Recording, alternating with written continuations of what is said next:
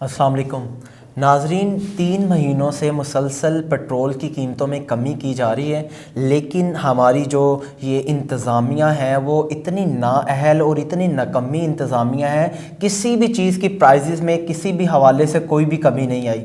हालांकि पेट्रोल का जो इफ़ेक्ट है वो तमाम मार्केट पर पड़ता है, क्योंकि आपको पता है ट्रांसपोर्टेशन, ज़राए नकलो हमल, ये तमाम चीज़ें एक जगह से दूसरे शहर, एक इलाके से दूसरे इलाके, सारी ट्रांसपोर्टेशन का अमल दखल सारा पेट्रोल पर डिपेंड करता है। और हमारे कंट्री में पेट्रोल की शिद्दत से ज़रूरत होती है, और ख़ास तौर पर एशियन कंट्रीज़ में 3 महीनों से मुसलसल पेट्रोल की कीमतों में कमी की गई है। लेकिन हमारी जो रोज़मर्रा की अशिया है, जिसमें दाल होगी, जिसमें चीनी होगी, और इसके अलावा बेसिक ज़रूरियात जिसमें घी हो गया, जिसमें ऑयल हो गया, ठीक है, इसके अलावा और भी ऐसी ज़रूरियात जो कि हम रोज़मर्रा के मामलात में इस्तेमाल करते हैं, उसमें किसी भी लिहाज से कमी नहीं आ रही। इवन के जो हमारी फल या सब्जियां हैं वो वहीं पे वहीं उनके रेट्स खड़े हैं। आखिर इसका रिस्पॉन्सिबल कौन होगा, इसका ज़िम्मेदार कौन होगा? आप किस बंदे को इसका ज़िम्मेदार ठहराएंगे? जब भी कीमतों में इजाफा किया जाता है पेट्रोल की, तो सारा मलबा, सारा बोझ अवाम पर डाल दिया जाता है। अवाम के पास, इंतज़ामिया के पास,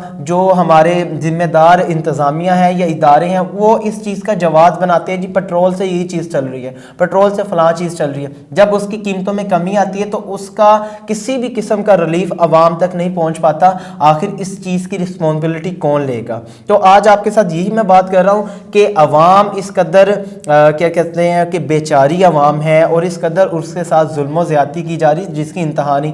हमारे यहाँ अब सिर्फ बात की जा रही है इलेक्शंस के ऊपर। मुझे ये बताएं, इलेक्शंस आप करवा दें और आपके पास इलेक्शंस के लिए कभी इलेक्शन कमीशन कहता है हमारे पास पैसे नहीं है, ठीक है, उसके अलावा कितनी इसकी बिना पर आपका जो है नुकसान पूरी आवाम को देखना पड़ रहा है। आप कितने और मजीद टैक्सेस लगा देते हैं और ये कहते हैं कि इलेक्शंस के बाद आवाम को रिलीफ दिया जाएगा। कितने ऐसे लोग हैं इस माशरे के अंदर जो खुदकुशी करना चाह रहे हैं। अभी एक लेटेस्ट न्यूज़ भी मेरे आंखों के सामने से गुजरी सोशल मीडिया पर कि एक एहसन नाम का बंदा है जो शारा फैसल कराची में रहता है। उसने अपने 3 बच्चों को, जिनकी उम्र 3 साल, 5 साल और 7 साल थी, उनको गोली मार दी और अपनी बीवी को भी मार दी, और गोली मारने के बाद खुद भी खुदकुशी कर ली। और इसके अलावा एक तहरीर लिखी कि लैपटॉप में मेरी कुछ चीज़ें हैं, उसको देखा जाए। और लैपटॉप जब ओपन किया गया, उसमें देखा गया तो वो बहुत ज़्यादा मकरूज़ था और काफ़ी टाइम से बेरोज़गार था। ये तासुब फैलता है, ये असर पड़ता है महंगाई का आवाम के ऊपर। और ऐसे जैसे कितने लोग होंगे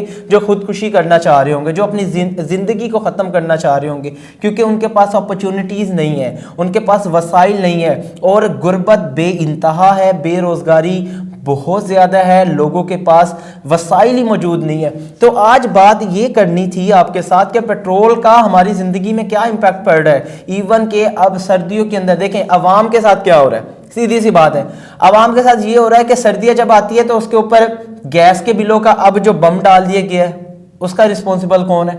अब इतना 3 से 4 गुना बिल जो एक आम आदमी का, अगर एक मिसाल है गैस आम यूज़ करने वाला है, उसका 200 या 300 सिंगल फेस के ऊपर आता है, वो तकरीबन 1500 रुपये बिल आया। और लोगों के घरों में हज़ारों रुपये बिल आया जिनका 3 कनेक्शन थे, जो कि एक आम रूटीन में ज़्यादा से ज़्यादा मैक्सिमम 1000 या 1500 आता था। आप अंदाज़ा लगा लें अवाम के साथ किया क्या जा रहा है। सर्दियाँ आ जाती है तब बिल है, ठीक है, वासा के तब बिल है, इसके अलावा गर्मी आती है तो बिजली का वापडा का बिल है। अवाम इन बिलों को पे करेगी या अपने घर का सर्कट चलाएंगे अपने छोटे छोटे बच्चों को तालीम हासिल करने के लिए, जो कि इस मुल्क को इंतहा की ज़रूरत है। हमारे बच्चों को पढ़ाने की लिटरेसी रेट किस कदर बढ़ चुका है यहाँ पे।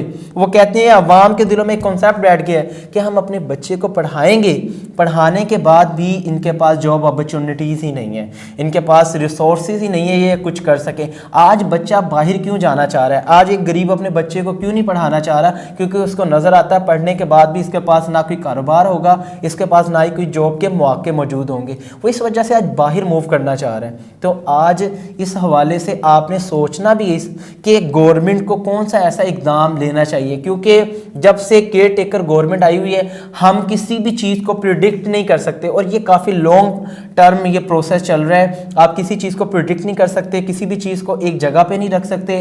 अनसर्टेनिटी की सिचुएशन आपकी कंट्री के अंदर लागू की गई है, और इसका जिम्मेदार आखिर कौन होगा? और ये इदारे इन इदारों के अलावा ये वही पॉलिटिशियंस हैं जो कभी नारे नून लीग के लगाते हैं, जो कभी पीटीआई के लगाते हैं, तो कभी पीपल्स पार्टी के। ये लोग कल फिर आपके चौराहे पर खड़े होंगे, ये लोग आज फिर आपकी गली मोहल्ले, आपके कूचे में, आपके कॉर्नर में आपको मिलते नजर आ रहे हैं, दुआ सलाम करते हुए नजर आ रहे हैं, मुस्कुराते हुए नजर आ रहे हैं। लेकिन यही लोग जब इक़्तिदार में आते हैं तो ये अपना चेहरा तब्दील कर लेते हैं और अपना भयानक चेहरा लोगों तक पहुंचाते हैं, अपना भयानक चेहरा और अपनी जो उनकी शख्सियत है असल, वो चीज़ दिखाते हैं। और इसका जिम्मेदार कोई भी नहीं होता। और पिसती कौन है? सिर्फ बेचारी अवाम।